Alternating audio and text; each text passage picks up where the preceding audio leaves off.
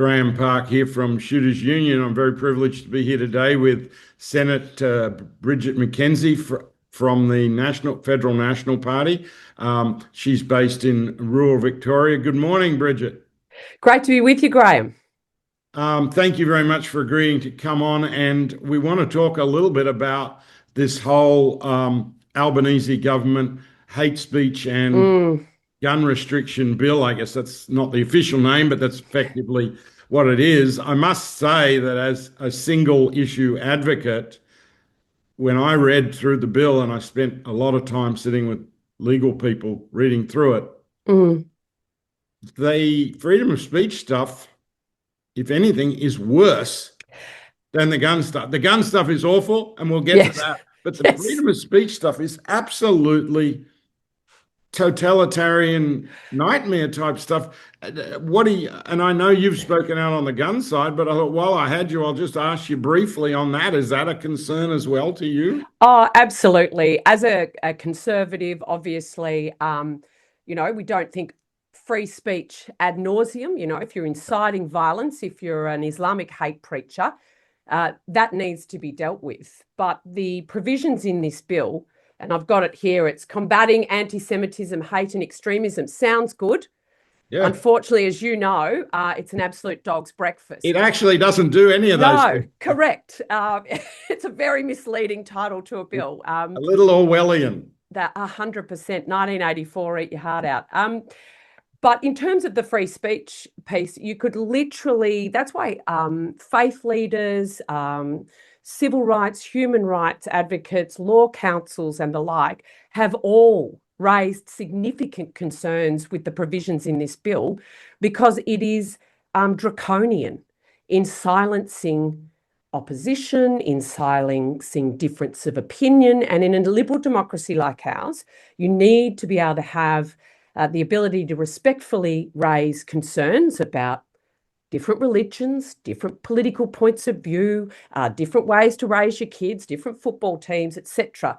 And this bill is cracking down in all the wrong places. And we've seen what's happened in the United Kingdom when they've tried to do the same things. The only people getting prosecuted and sent to jail are the good guys. I think on any measure, this bill is not keeping people safe. It's not addressing anti-Semitism, and it's not cracking down on Islamic hate preachers. In fact, the bill does not mention No, I was just going to extreme say that. Islam once. Having read it, it does not mention the subject that's actually the elephant in the room, which is Correct. extremist Islamist um, activities and Ideology. Yeah. ideology. So, with that, and then we look at the gun stuff, which allegedly is there to prevent um, public safety issues,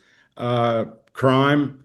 Understand that we all want that, but that doesn't do that either.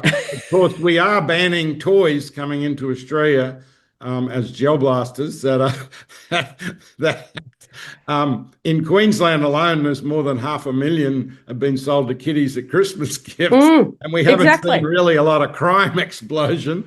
I just don't know why you would add things like that in unless you had an ideological bent, which I think they do. But with what overall on your take on the Mm. bill, especially because of our subject matter, the firearms related stuff, what's your take on it and what drove you most strongly to oppose it Mm. aggressively as you have? You've been out in Yeah. public. There's no question in our mind, I don't think at this point, that the Federal National Party, yourself included, will oppose the bill, even if Albanese makes a tweak here or there to keep the Greens happy. Yeah, absolutely, Graham. I mean, I'm a law-abiding firearm owner, like everybody watching our discussion this morning. I was deeply offended and insulted that somehow law-abiding firearm owners, the million of us that peacefully go and lawfully go about our business, whether we're recreational shooters, hunters, feral pest managers, farmers, uh, go about our business, are somehow guilty by association for the atrocity that occurred a month ago in Bondi. I've been saying from day one, it was never the gun, it was Islamic extremism. And the fact that the Prime Minister has been unable to articulate that in any public forum shows that he has been playing politics on this from day one. And I have no doubt that in the bottom drawer, there's always been a what we would do should we have the opportunity to crack down on law-abiding firearm owners, and they've used this as an opportunity. It was a knee-jerk reaction, and I've been really thankful that as a community that's often quite divided, we've all stood together, united as one in a very short space of time to say we are not the problem, Prime Minister. And I think broader Australia recognises that as well, which has really been great. I think broader Australia just realises it's about ban terrorism, not guns. 100%. Even if they don't like guns, then they may say, yes, you can have a restriction, but they know that's not the issue. Correct. And I think we're getting a lot of support from those sort of people. Yeah, and that's really important because there are, there's oddly 1 million of us. We often keep our heads down because we know firearms can be a tricky discussion. I've had, people always talk to me about once families know that you have firearms in the house, they won't let kids come over to play, et cetera, et cetera. So we have been quite quiet community getting on with our business. But at the end of the day, you can't have Olympians winning gold medals if you're not having kids at your local clubs learning how to responsibly use a firearm. So it's been deeply insulting, and you can tell that the government hasn't consulted with the importers, with the dealers, with the recreational shooters to actually draft this legislation, because you could drive a truck through it. Well, as an example, there were 0 firearm user groups invited to testify, with the exception of Cattle Australia and NFF, which were told about 3 hours before. And fortunately, one of the NFF producers was able to drive into Canberra and able to put some sort of case. But it was pretty obvious they weren't interested, and it was just for show. But when I look at the hearings that they had, okay, who's there?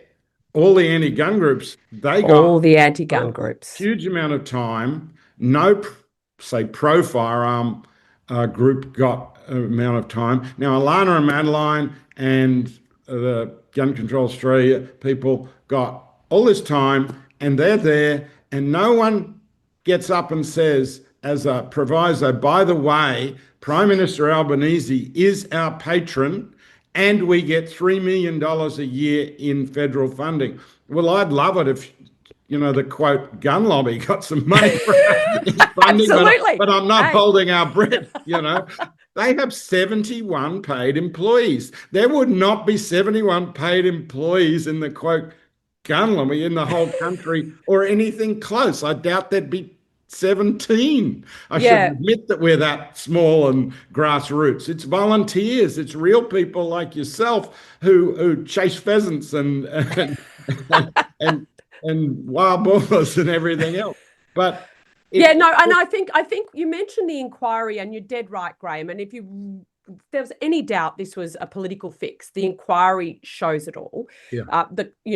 We've stood ready to work with the government in an appropriate response to Bondi from day one. We've fought for a Royal Commission because, let's face it, the intelligence agencies, the firearm regulators, federal and state police forces may not have necessarily done all the right things at all the right times and communicated in the best ways. And so that's all going to come out in a Royal Commission, as it should. And in response to that, we may need to change some things. But with the inquiry, 2.5 days, as you say, anti-gun lobbies, red carpet rolled out. The actual everyday Australians who are impacted by this, the small businesses, the recreational shooting and hunting groups, no say 500 pieces of complex legislation. But thankfully, 7,000 submissions crashed the committee website when they were due on Thursday. I got a lot of emails into my office sort of saying, please help. I'm trying to get my submission in on time. Our office staff were just bombarded with helping people Absolutely. at the Yeah. last minute do And them. it was all very rushed. There's still only 128 submissions How is it publicly possible to released. read those 7,000 submissions before Tuesday because I believe Tuesday is when you're likely to vote on this. Yeah. So this is the problem. So this committee is going to write a report, and because the government controls this committee, the committee will say, pass the legislation this weekend. So how are they going to read all the submissions, prosecute any of the very legitimate concerns raised with the legislation? And as I said, not just from shooters groups, but from the legal fraternity as well. It's just not going to happen. And I think it, again, is not letting Parliament do its job. Australians of all colours send a group of people to Canberra to legislate, debate, and come up with the best laws. So Parliament should actually do its job.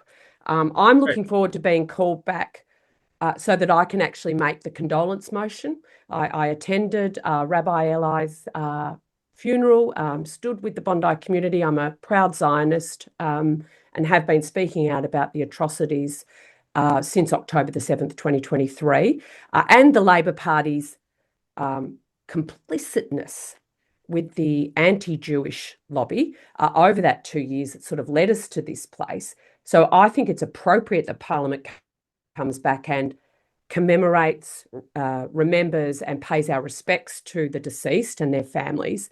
But we don't need to rush this legislation. We need to get it right, and that's why we'll be voting no.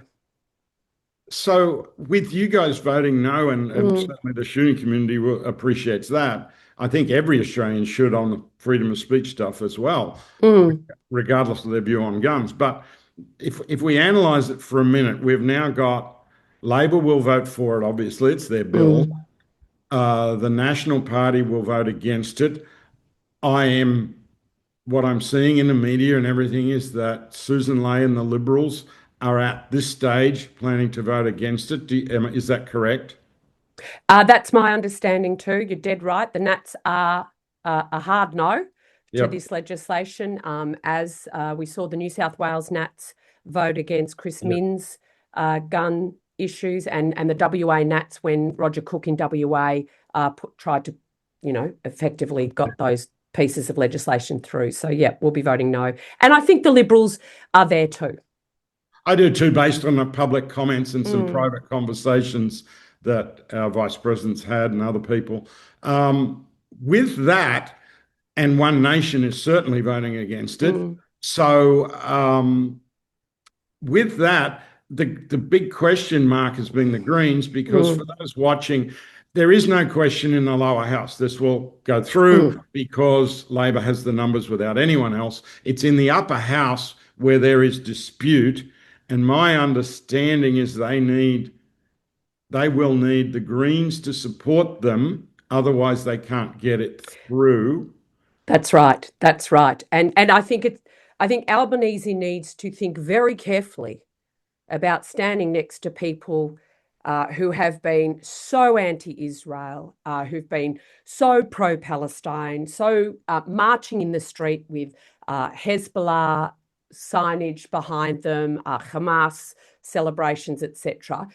Be very careful standing next to that group of people and parliamentarians in response to what happened at Bondi. I think it really, the Jewish community and the broader Australian community will take a very dim view of that, I think. The best thing for the Prime Minister to do is withdraw these people stood together wearing the headgear and everything. Keefers, yeah. Yeah, the keefers. And at the moment, from what I see in the media, again, the Greens have said no because of the free speech and protest laws. They will not support it, which means it wouldn't get through.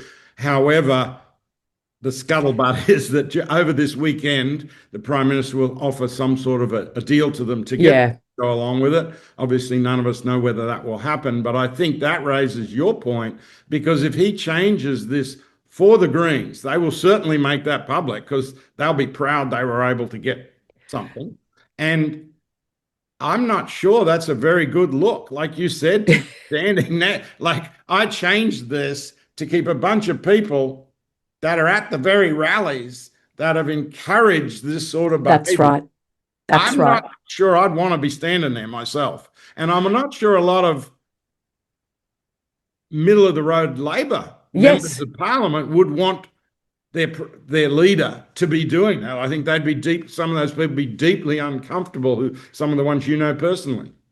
Yeah, absolutely, Graham. And I sort of, you look more broadly at the body politic, whether you're a Labor voter, everyday Labor voter, a Conservative, or the like. What happened at Bondi and watching what's happened to our country over the last 2.5 years has been so egregious that I think Australians have woken up and said it's not okay for Jewish kids to be spat on their way to school. It's not okay for Jewish businesses to be bombed just because you're a pro-Palestinian supporter.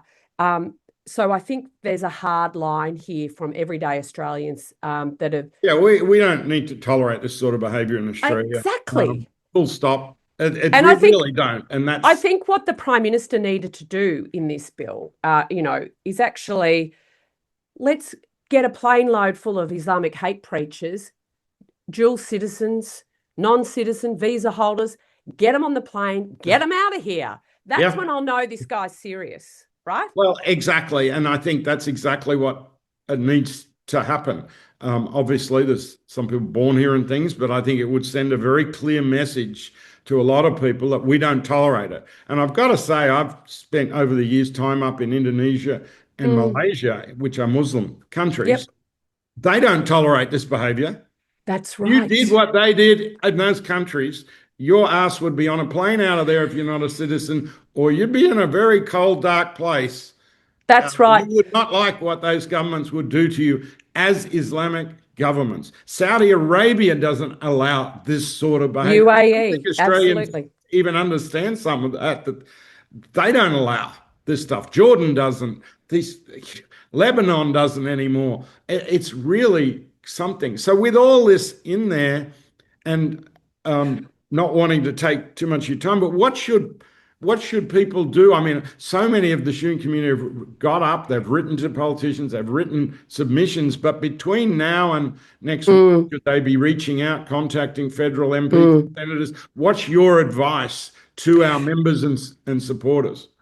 Yeah, Graham, can I just touch on what you said about other Islamic countries, Muslim countries? You're 100% right.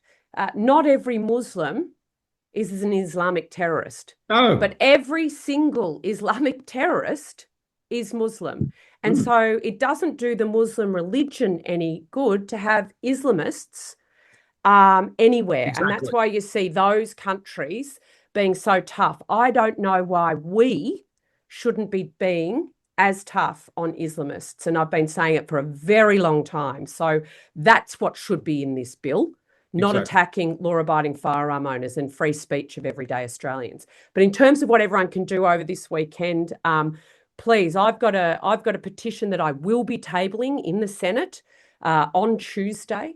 It's at fightingforshooters.com.au, and standing up for our rights and saying we are not the problem, Prime Minister. So we've already got 40,000 people signed up to that, which is fantastic. So I will be tabling that in the Senate on Tuesday. But I think emailing every single Labor MP and minister. We saw, remember the live cattle export ban Yes. that Yeah. happened? That was 75,000 emails to Prime Minister Gillard and Joe Ludwig over a weekend that Wow. made that happen. So they need to know that we are law-abiding citizens. We love our country, we love our communities, and we love our sport, and we're responsible with it. And stop blaming us and using us as scapegoats because you haven't been courageous enough to deal with the problem in your own backyard. So I think everybody has been amazing, and being united is important. So sign my petition, which I'll be tabling, but also email Labor MPs over the weekend and just don't rant. They need to know we are regular, normal It's people. tempting. I know. Save that for the internal debates. Yeah. Because I think one of the things I've been doing since coming to Parliament, I run the Parliamentary Friends of Shooters to sort of demystify who we are, that we're just regular people doing what we love. And I host every year Yeah. like an annual shoot, It's and like I a get in the fun shoot, press annual gallery. shoot, and press Yes, gallery versus yes. parliamentarians. It's a lot of And fun. so parliamentarians who've never shot a gun have a go. The press has a go, and it sort of demystifies that we're sort of these hardened, people that want to do mass shootings, which is not the case. And it's been really powerful. So I think the more we can get out and show that we're just everyday people and we have rights too, and we're not the problem, I think is the most powerful message. Thank you, Senator McKenzie. We really do appreciate you taking the time. I know you're incredibly busy today. It's a Saturday morning when we're recording this, so out of work hours supposedly, but I don't think that matters at the moment. Certainly No, it not in doesn't. our office or yours. So Yeah. thank you very much for coming on. We greatly appreciate your time. Thanks, Graham, and let's keep fighting, everyone.